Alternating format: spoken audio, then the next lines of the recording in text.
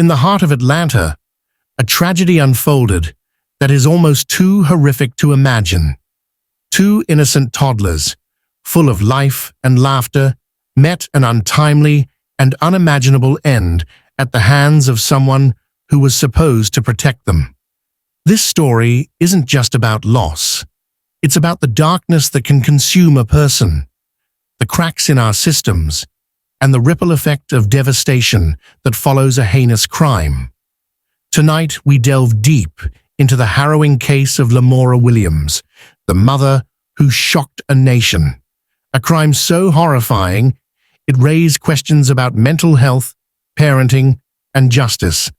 But as we unravel this chilling tale, we'll also confront the disturbing details that left even seasoned investigators shaken.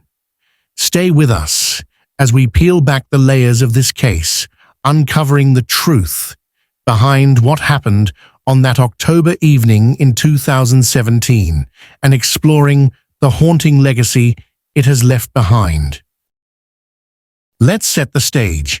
Atlanta, Georgia, October 2017. Lamora Williams, a 24-year-old single mother of four, places a frantic 911 call. Her voice is trembling, almost hysterical, as she tells the operator she has just come home to a nightmare. Her two young sons, Jakarta Williams and Kayunti Penn, are lifeless. In the call, she claims she left her children with a caregiver while she was at work, but when she returned, she found a scene that would haunt any parent's soul.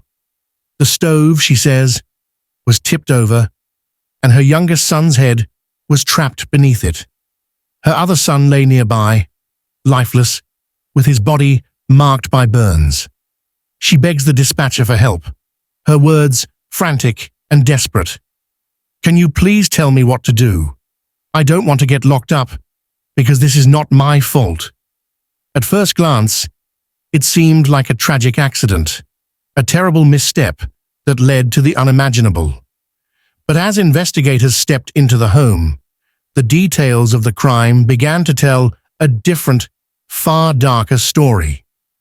What the investigators uncovered painted a chilling picture of deliberate cruelty.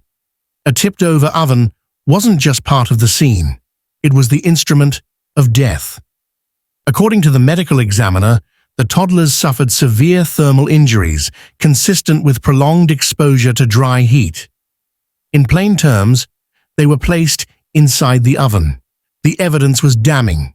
Burn marks on the children's bodies, thermal damage inconsistent with an accident, and a mother whose story didn't quite add up.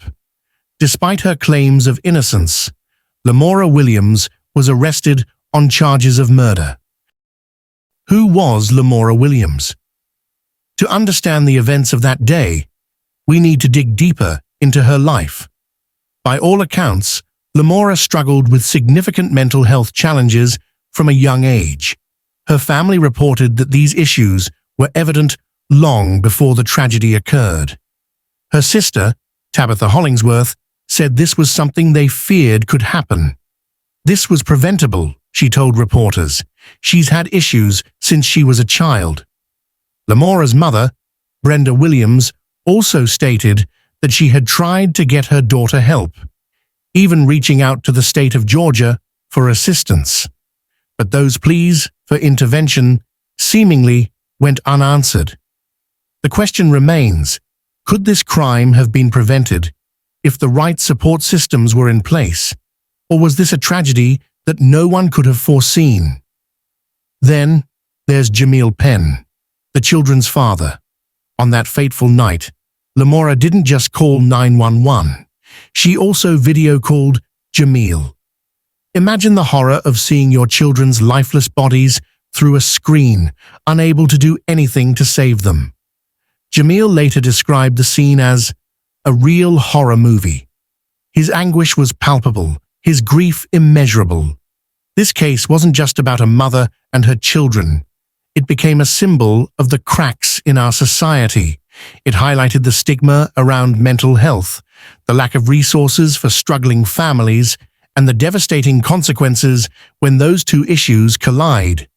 During the trial, prosecutors argued that this wasn't a momentary lapse of reason or a tragic accident. They painted a picture of premeditation, of a mother who knowingly and intentionally killed her children. The jury agreed. Lamora Williams was convicted of murder and sentenced to life in prison without parole, plus an additional 35 years. But even now, questions linger. Was Lamora a cold-blooded killer, or was she a woman pushed to the edge by untreated mental illness and insurmountable stress? And could this tragedy have been avoided if the right support systems were in place? This case is both tragic and deeply complex. And now, I want to hear from you, our viewers. What do you think about the justice system's handling of this case? 1. Do you believe Lamora Williams' sentence was fair, considering the crime? 2. Should the state have done more to intervene in her life before this tragedy occurred? 3. How do we, as a society, balance justice for victims with understanding the role of mental health in crimes like this? Share your thoughts in the comments below. And while you're at it, let us know. What steps can we take as a community to ensure tragedies like this don't happen again? And if you're watching this with a group or a partner, pause the video and discuss these questions. What's your take on the systemic issues that this case highlights? As we bring this episode to a close, let's not forget the names Jakarta Williams and Kayunti Penn. These were two innocent lives lost in a way that defies comprehension. Their story is a stark reminder of the importance of vigilance, mental health awareness, and systemic accountability. If this story moved you, and how could it not, consider taking action. Support organizations that provide mental health resources for struggling families. Advocate for better child welfare systems in your community. And most importantly, never turn a blind eye to someone in crisis. Before you go, make sure to hit the like button if you found this episode informative and thought-provoking. Don't forget to subscribe to the Fear Lab for more in-depth stories that explore the darkest corners of human nature. And if you're already subscribed, turn on those notifications so you don't miss our next upload. Finally, if you or someone you know is struggling, please reach out for help. Resources are available, and a single call could make all the difference. Thank you for joining us tonight. Stay curious, stay compassionate, and remember, the stories we tell aren't just about fear.